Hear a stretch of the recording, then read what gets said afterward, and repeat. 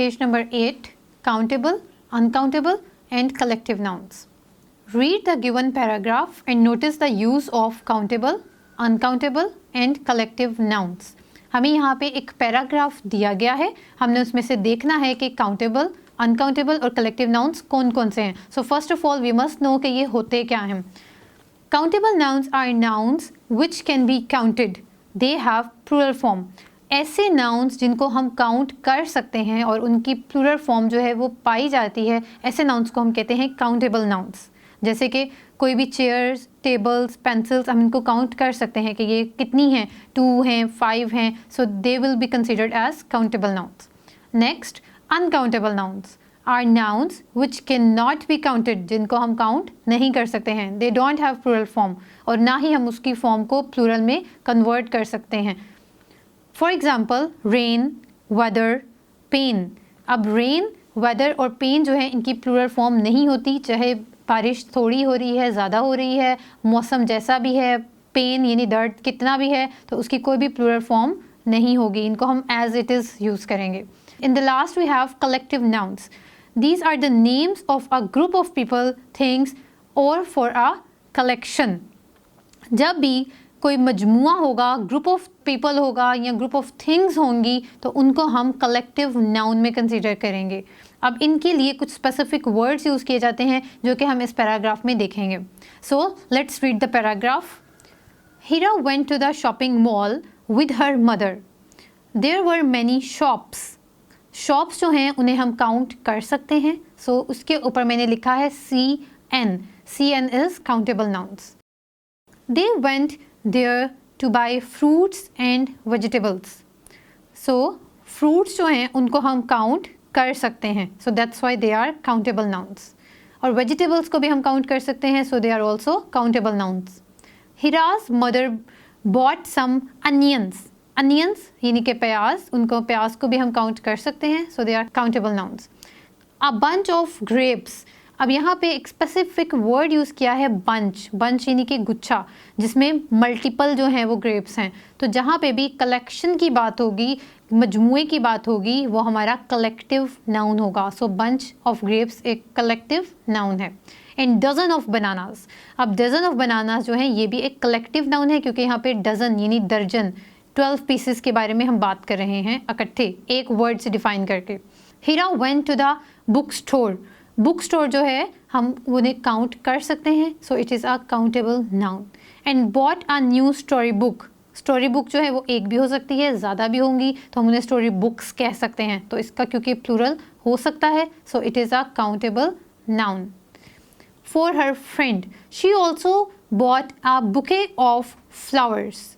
अब बुके जो है वो स्पेसिफिकली यूज़ किया जाता है बंच ऑफ फ्लावर्स के लिए, यानी एक से ज़्यादा फ्लावर्स जब एक जगह पे हों तो हम उसको बुके कहते हैं. So it is a collective noun. For her father they also enjoyed T with chocolate cake in the cafe. T जो है चाय यानी कि उसको हम काउंट नहीं कर सकते हैं. हम नहीं कह सकते कि एक चाय या 2 चाय. So that's why it is a uncountable noun.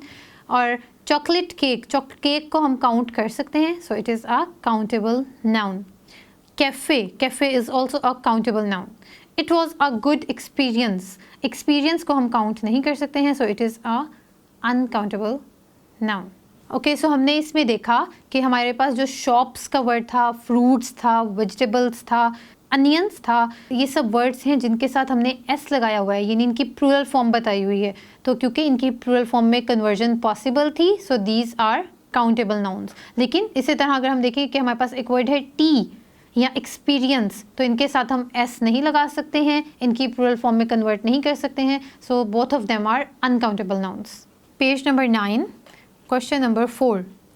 Right 3 countable, uncountable and collective nouns in your notebook, then use these nouns in your sentences.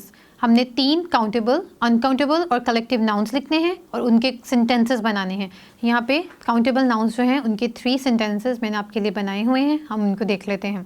First sentence is she has 3 pens. Pens जो हैं उन्हें हम count कर सकते हैं. इसकी plural form जो है वो भी हो सकती है, जैसे कि यहाँ पे भी पेन्स लिखी हुई है, ये एक प्लूरल फॉर्म ही है.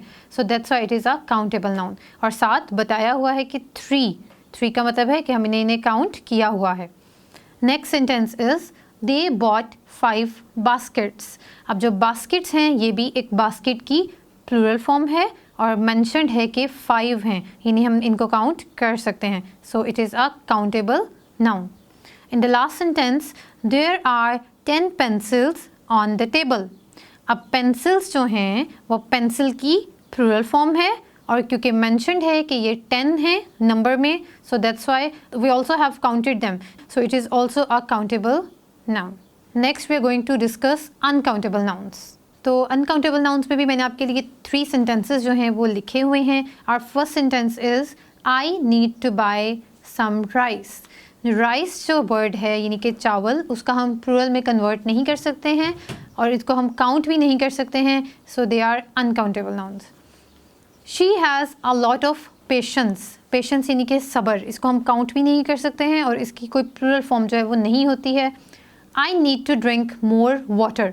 वाटर यानी कि पानी, पानी जो है उसकी भी कोई प्लूरल फॉर्म नहीं होती है और ना ही हम पानी को काउंट कर सकते हैं, so it is an uncountable noun. So last में हमारे पास है कलेक्टिव नाउन्स। कलेक्टिव नाउन्स के हमारे पास 3 सेंटेंसेस हैं। First sentence is the team one the match.